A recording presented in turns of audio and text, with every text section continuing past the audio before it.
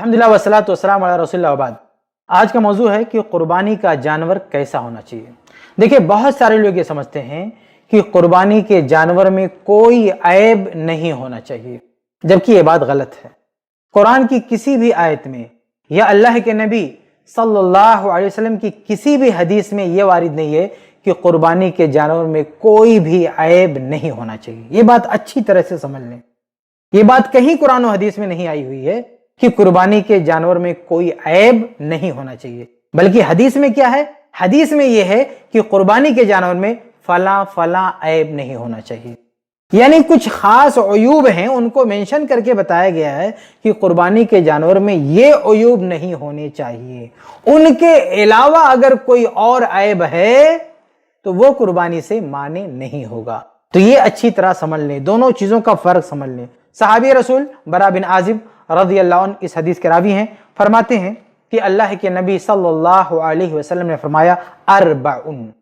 انہوں نے آگے وضاحت بھی کیا ہے کہ آپ صلی اللہ علیہ وسلم نے باقاعدہ ایسے ہاتھ اٹھا کے 4 انگلیاں اٹھا کے سمجھایا تھا، کہا تھا اربعن، کہ 4 عیوب ایسے ہیں کہ لا تجوز فی الاضاحی، کہ قربانی کے جانور میں وہ عیوب نہیں ہونے چاہیے، وہ عیوب ہوں گے تو وہ جانور کی قربانی جائز نہیں ہے۔ وہ 4 کیا ہیں؟ کہتے ہیں فقال، آپ صلی اللہ علیہ وسلم نے فرمایا الاوراء بین اوروہا۔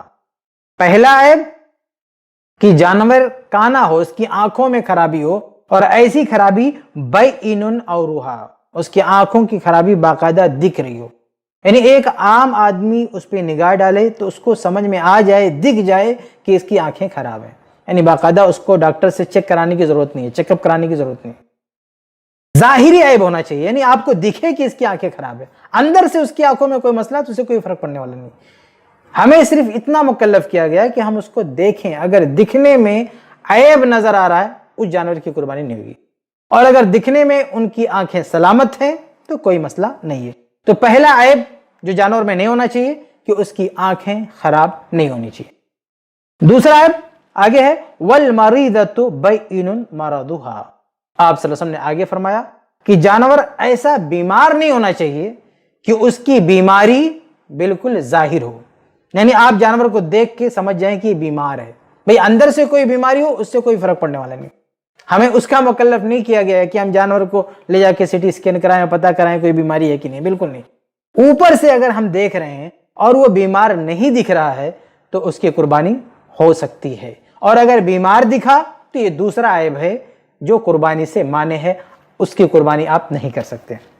آگے ہے آپ صلی اللہ علیہ وسلم نے فرمایا تیسرا عیب والارجاء بین ضلوعھا، کہ جانور اس طرح لنگڑا ہو کہ اس کا لنگڑا پن ظاہر ہو، یعنی اس کے پاؤں میں خرابی ہو، اس کے پیر ٹوٹے ہوں، خراب ہوں، کچھ بھی ڈیمیج ہو، کچھ بھی مسئلہ ہو اس کے پیر میں، اور دکھنے سے باقاعدہ صاف نظر آ رہا ہو کہ اس کے پاؤں خراب ہیں، تو یہ بھی ایک ایسا عیب ہے کہ جس جانور میں ہوگا اس کی قربانی جائز نہیں ہوگی۔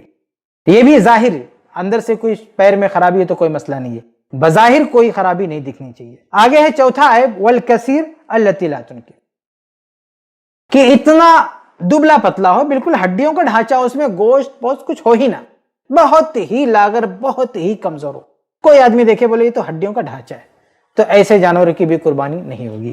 یہ صرف 4 عیوب ایسے ہیں کہ وہ اگر جانور میں پائے گئے تو اس جانور کی قربانی نہیں ہو سکتی ہے۔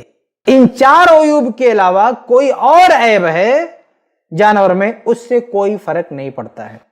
ایک بات اور واضح کر دوں کہ ایک روایت علی رضی اللہ عنہ سے مروی ہے، اس میں یہ ہے کہ آپ صلی اللہ علیہ وسلم نے ہم کو حکم دیا ہے کہ ہم جانور کی آنکھ چیک کر لیں اور اس کے کان چیک کر لیں، کان بھی چیک کر لیں۔ تو اس میں آنکھ تو وہی ہے جو ان 4 میں سے ایک آ گیا، اس میں ایک اضافہ ہے کان کا۔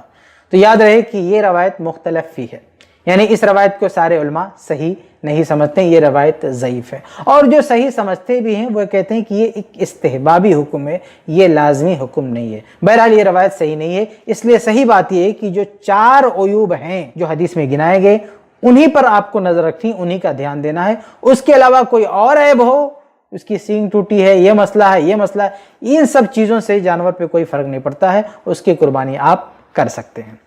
ایک اور چیز واضح رہے وہ یہ کہ صحیح مسلم کی حدیث ہے، حدیث نمبر 1963، اس میں اللہ کے نبی صلی اللہ علیہ وسلم نے کہا کہ لا تذبحوا الا مسنہ، کہ صرف اسی جانور کی قربانی کرنا جو دانتا ہو۔ تو یہ بھی ایک ضروری ہے جانور میں کہ دانتا ہونا چاہیے، لیکن اگر جانور دانتا نہیں ہے تو وہ عیب نہیں ہے۔ اس لیے میں نے کہا کہ صرف 4 ہی عیوب ہے، اور آپ صلی اللہ علیہ وسلم نے باقاعدہ 40 یہ لفظ استعمال کیا، 40 4 کا لفظ استعمال کیا اور 4 انگلی اٹھا کے بتائیے۔ آپ نے حصر کے ساتھ کہا ہے کہ صرف 4 عیوب ہے۔ تو یہ جو دانتا والا مسئلہ ہے نا، یہ کوئی 5واں عیب نہیں ہے، بلکہ ایک خصوصیت ہے اس کی، اس کو عیب نہیں کہتے ہیں۔ اگر کوئی جانور دانتا نہیں تو ہم یہ نہیں کہیں گے کہ وہ عیب دار ہے، یہ کہیں گے کہ اس کی قربانی نہیں ہوگی، لیکن اس پر عیب نہیں لگائیں گے۔ جیسے ایک چھوٹا بچہ جب پیدا ہوتا ہے، اس کے دانت نہیں ہوتے اور کچھ مدت گزرنے کے بعد اس کے دانت آتے ہیں، تو ہم یہ تھوڑی کہتے ہیں کہ یہ بچہ عیب دار پیدا ہوا ہے، اس کے اندر دانت ہی نہیں۔ ارے ابھی اس کے دانت کا وقت ہی نہیں آیا ہے، وہ عیب نہیں ہے، وہ فطری چیز ہے، نیچرل ہے وہ۔ تو ایسے جانور اگر دانتا نہیں ہے تو ایک نیچرل بات ہے، فطری بات ہے، اس کا وقت ابھی نہیں آئے، لیکن اس کو ہم عیب نہیں کہیں گے۔ ہاں یہ بات ہے کہ آپ صلی اللہ علیہ وسلم نے یہ پابندی لگائی ہے جانور میں کہ وہ دانتا ہونا چاہیے۔ تو آپ کو 4 عیوب دیکھنا ہے، وہ عیوب نہیں ہونا چاہیے، اور اس کے ساتھ یہ دیکھنا ہے کہ جانور دانتا ہونا چاہیے۔ اتنی چیزیں اگر آپ نے جانور میں دیکھ لیا تو انشاءاللہ یہ جانور قربانی کے لائق ہے، کوئی مسئلہ نہیں۔ اس کے علاوہ کوئی بھی عیب ہو تو وہ عیب گرچہ عیب ہو، کچھ لوگ بحث کرتے ہیں کہ بھئی وہ عیب نہیں ہے، جیسے کچھ لوگ اعتراض کرتے ہیں کہ خصی جانور کا قربانی کریں گے کہ نہیں، تو اس پر بحث کرنے لگ جاتے ہیں، یہ تو ایک عیب ہو گیا، دوسرا کہتا ہے عیب نہیں ہے۔ ارے بھائی وہ عیب ہو یا نہ، اس سے کوئی مسئلہ نہیں، 1000 عیب ہو اس کے اندر، آپ صلی اللہ علیہ وسلم نے اس عیب کو قربانی سے مانے نہیں قرار دیا ہے۔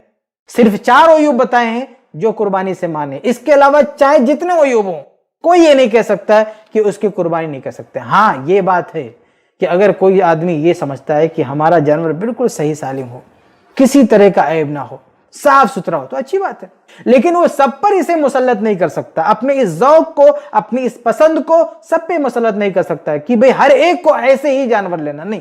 نبی صلی اللہ علیہ وسلم نے جو بیان فرمایا ہے اور جو عیوب گنائے ہیں اور جو خصوصیات بتائی ہیں، انہی کے ہم پابند ہیں اور سب پابند ہیں۔ باقی کسی کا اپنا ذوق ہے، اپنی مرضی ہے، اچھی بات ہے، لیکن وہ سب پر اس کو مسلط نہیں کر سکتا۔ تو یہ چند باتیں تھی جانور کی عیوب سے متعلق کہ قربانی کے جانور میں کون سے عیب پائے جائیں گے تو اس کی قربانی نہیں کی جا سکتی۔ اللہ سے دعا کہ اللہ تعالی ہم سب کو کتاب و سنت کی روشنی میں ہر عمل انجام دینے کی توفیق عطا فرمائے، آمین یا رب العالمین۔